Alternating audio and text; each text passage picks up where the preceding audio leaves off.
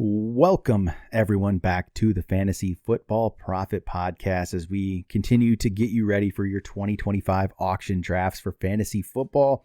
Last episode, we just gave you some tips and tricks. This week, we're going to talk about mistakes.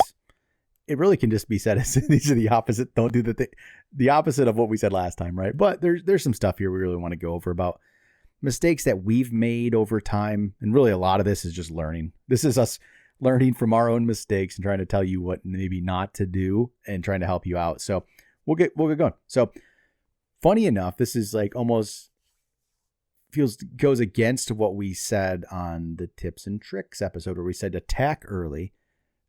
One of mine is don't overspend early, don't waste all your budget early. That's what I want to talk about is don't just blow your budget right away.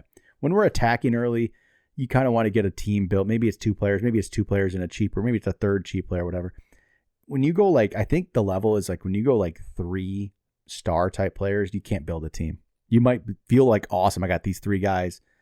And if it was a snake draft, you might have 3 guys that would be drafted in the first 2 rounds, and then you don't get another guy that's a 10th or 11th round guy. That's what happens. I don't know. I've never really had luck just wasting my budget on 3 top guys. And that's usually what it is. If you go 3 really big time guys over $50, $60, you're what do? You have no room to maneuver. I don't know if you feel the same. It's just not something I feel that works. I don't feel like it works. Yeah. I think it just kind of puts you in a corner. Number one, you're very susceptible to injuries, right? You have to be absolutely correct on all 3 of them. And, usually that they're going to be good, but you have to be really special if you're only in. And then the last part where I've seen it never really work is you don't have, not only can you not get those, connective guys or those secondary guys in order to make a team fleshed out, but you don't even have the budget in order to go for those guys. You're pretty much doing that, and then you're getting dollar players all the way through your bench. And so there's just no way you can even get lucky enough to field a full team. And then at that point, you're trading one of those guys, and can you get enough for them? And yeah, it just turns into a giant headache. Yeah, you're saying the dollar guys. Obviously there's good dollar guys you'll get on the end of your bench, but I don't ever want it to be in a running back or wide receiver position where you have to get $1, even $5 or under starter. That's rough. Tight end, sure. Tight end, quarterback, put $1 of those. But if you are in the spot where one of your actual running back or wide receiver starters are down to a $5 or less guy, man, I don't love that. Yes. Can it work? Can you hit? Yeah. There's people, again, listening to well, I did this and I won. Yeah, you hit the cheap guys that year. You're not going to do that most years. It is hard to do that. So I don't love it. I like to build out my, like you said, attack early, get some stars. You want stars, but you don't want to go crazy. You don't need all of them because then you're going to get nothing. So you got to have a little patience on that part. But other things is you don't want too much patience and don't wait forever. We talked about this before. Do not just let the draft fly by you. And it is so easy to do, especially if you're new to it, to just sit there and be this went for too much. This went for too much. This went for too much. And you're looking and it's pick 30, the 30th player's off the board. And you're I don't have anybody. Yeah. I have a defense. Yeah. Don't do that. And I know it feels like we're pretty much saying hit this razor's edge. It's really not. There is quite the gap between them. Don't go and get the 3 highest paid guys immediately. So you're just kind of sitting there. And then don't also wait until 30 guys have gone. You want to have a well thought out idea of what you want your team to be and how you can actually build that so you don't fall on your face. You can make it balanced with some stars. And I don't even say you don't even necessarily need 2, but 1. I always like to I look at it okay, if you look at it as a snake draft and you see what the first round is, you need one of those guys because otherwise you're not building. The whole point of auction is you can build a team better than you could draft one in a snake draft. If you're doing that, but you're not getting a guy that would have been in the first round of a snake draft, you already have a worse team than you would have if you just were, it's my pick. I'm going to pick next and pick the guy. You have to. Ideally, it's great to have 2 guys that you could not have gotten in a snake draft. That's what I love. But then still get the others. 3's it's a balance. The whole thing's a balance. It is a whole balance. And the only thing with Craig's point as well, maybe you really do think like someone you would have gotten the top 10 picks. Hey, I don't want any of these guys, but that means I can get 4 of the second and third round guys, right? Like load up that's there. okay. Yes. Like yeah, I'm okay with that. You can figure that one out. But yeah, you need I to think load up there then. Yeah, it's tough. Another thing is we did talk about in the tips and tricks is the bidding wars. Just be cautious of it. Don't go crazy. And I've seen people get into bidding wars over players they like and they don't even need that player. Like it's like their third or fourth running back. It's like their fourth running back and they're in a bidding war. Mm-hmm. You don't need to. Don't go spend, like, again, don't spend big, huge money on a guy that not even going to start for you. Yeah. And you know what? I totally agree. And I think this one also goes into another thing that you've talked about quite a bit, and I agree, would be you're chasing upside too hard. And I think you kind of can get into a bidding war. But if you fall in love with a guy that hasn't done it, this happens with rookies a lot. And that is definitely not a guaranteed thing. So, and even Harrison from last year, one of the best prospects you will see coming out. He's supposed to be the number 1. You have Kyler, blah, blah, blah. And yes, he did well for a rookie, but because the expectations were so high, you overspent on him. And now you're like, can I get that ROI on him? Can I get my investment back in the form of fantasy production? That is where like I've seen, and even guys that are supposed to be like $1 and then they get super hyped and you get into a bidding war. And now you're spending $15 on a guy that is on your bench that might not be a starting wide receiver for the team they got drafted to for the first half of the season. And that $15 could have went towards, you put that on, your RB number 2 on top of that. And you could have gotten a running back you would have been way more happy with. Yep. It's those kind of decisions that you don't want to be chasing that talent too much. If you really, really love a guy, heaven forbid me to tell you not to get him, go get your man. But like, that is the one you can only do that once. And yes, that's the key is once. Like, I don't mind. Like that's the beauty of auction. If you love a player, you can go get him. Love that. But don't do that too many times. Don't like get the one player, but don't do it on 2, 3, 4 players. Don't just completely. I can see that as like you could go like 3, 4, like $10-ish guys, but are all upside based, 100%. It's gonna be tough for that to work. I don't like to do it a lot. Last year I did it with Chase Brown. He was the one guy I really liked, but I only did it once. Went with him. I spent like $11, which people were like, oh, why'd you spend that? Well, that's a little more maybe, but at the time, it all worked out. But it's one guy. I knew I could only do it on one, and I wasn't going to go crazy and do it on, I couldn't. Yeah. And once again, that is $11 on a running back, which running back is a thin position as it is. So that's not the craziest thing, right? Yeah. I've seen people do this on positions like even tight end, where it's like a rookie tight end, and you're like, tell me one other than Gronk that has, done something in their rookie year. It's rare. Laporta was good, but I mean, once again, it does happen, but Bowers was okay, but Bowers is good, but it's still though. You're playing. Most players still take longer. Like McBride was really good last year, right? After how many years? After a few years, like, but most of the time it's that it takes a few years. So now my worry is okay. Titans that's a good actually point of like Laporta was good, Bowers was good. Now people are all thinking, oh, don't spend on it. I mean, you really Tyler Warren and Loveland. Yeah. And once again, you look at the situation they're in.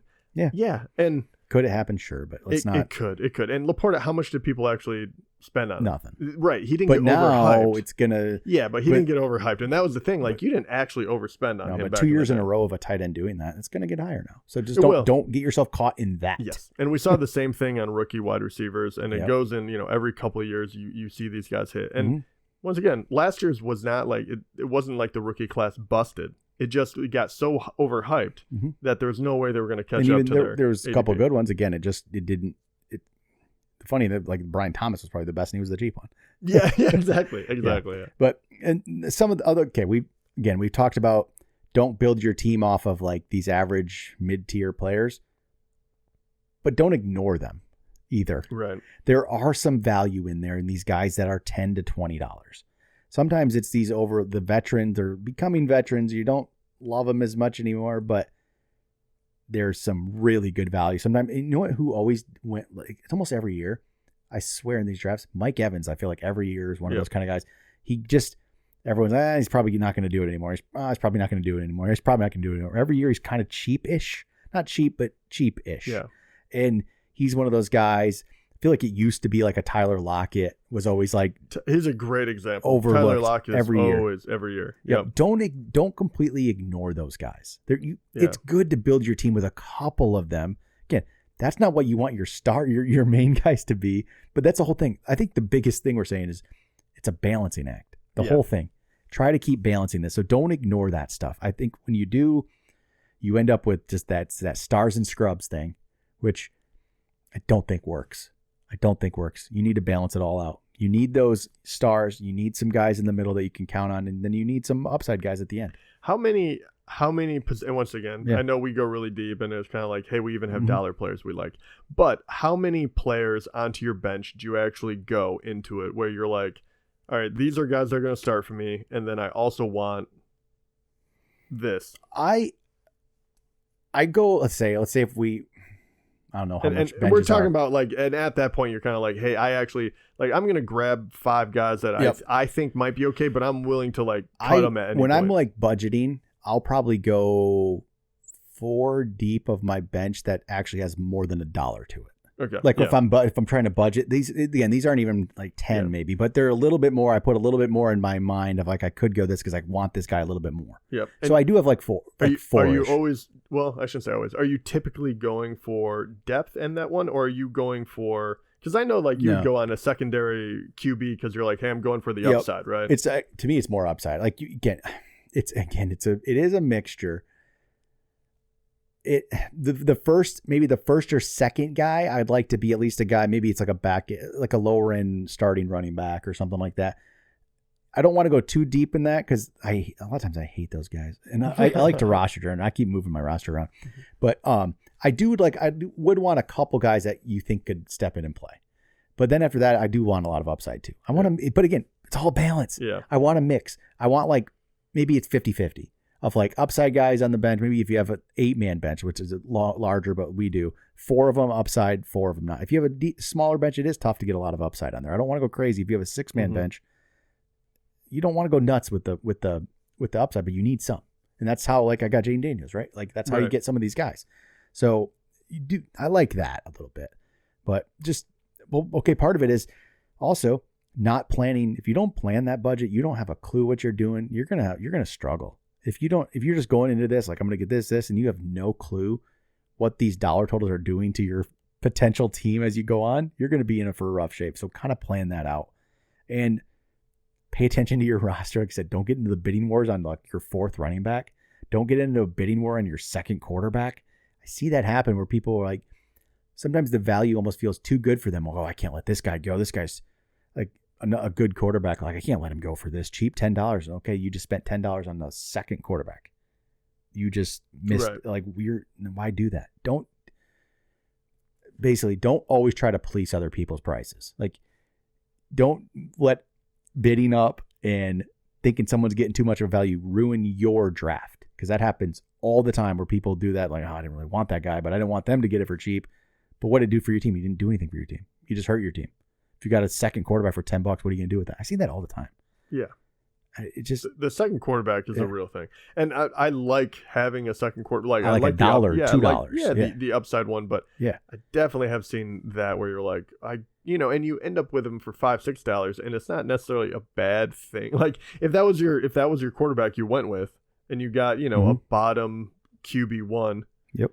Like, sure. But like when that is also on your bench, and then you also have someone that's going to play over him, and there's no real strategy there, that is $5, $6 you could have put towards someone else. And that's really what it always comes down to. Yep. And then I think the biggest mistake you can make is not understanding the tiers of where the players are.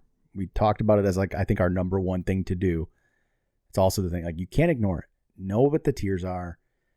Understand who's left, because it can get real easy, because it's not linear. Like the top player's not picked. It doesn't keep going down like a snake draft does. You can miss on guys and not realize who's out there, or not realize this is the best player by far left. Like it's not just in a snake draft. It's so easy, right? Yeah, this guy might be the best player, but the next guy's not that much further, right? He goes, right. But in an auction, it can really be drastic. Like for some reason, once in a while, there's a guy that no one nominates, like, but he's so much better now than some of the others.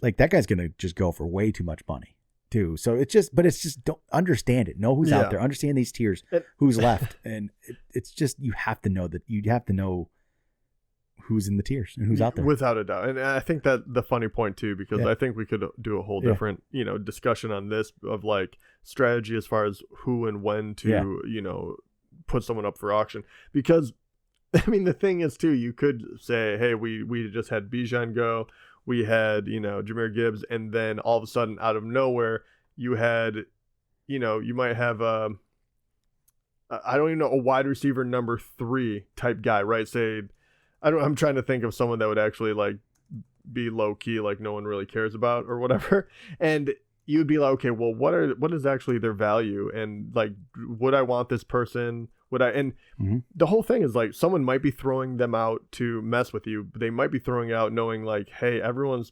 really still worried about filling their top spots. And I really want this person. I think I can get a deal on him. But I've also seen it like everyone has money. So now that person goes for more than they should because they heard one good piece of information about him in the past week, and now his price goes up. Probably not the time to throw out that cheaper-ish hype guy, though. The one that everyone loves. Everyone loves that guy. It's probably not actually the time to do it when everyone has money. If it's your under the radar guy, and you're like, I want to get this guy for like $10. Hey, good luck. Yeah. If there's going to be other people that like him too, so it happens a lot. Like. A lot of it's just reading the room, knowing who's drafting with you, what they want. But I mean, in every auction, different. That's the thing. That's the crazy part. You never know how it's going to go. But just try to avoid some of these things. I think you'll be successful.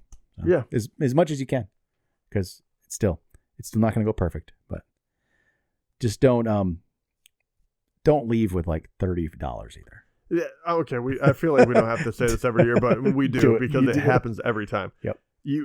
Close to zero as you possibly can. Yes. If we leave one or two, sure. I'm not, but it kills me. And then just one more thing. I cannot stand it. Like, once again, you leave a bunch of money on the board. That is one thing you screwed up. You learn from it. But we also have people that will be like, they'll leave, and this drives me nuts. They leave money on the board and also claim that they've gotten every guy that they want. And you're like, you planned terribly then. And I can't take this. Like, that's the one that kills me. And that goes back to like understanding the tiers and being able to, and adjusting your budget as the draft's going to understand what you have and what you can still get. Yeah. And usually you only end up with that if you were too nervous in the draft and you didn't get guys early like you should have. Yeah. That's the only way that happens. Or you're overvaluing middle tier guys, which you're overvaluing the upside guys. You're too much. Yep. So all right, there we go. Don't make those mistakes and you should be relatively successful. So all right. Talk to you guys next time.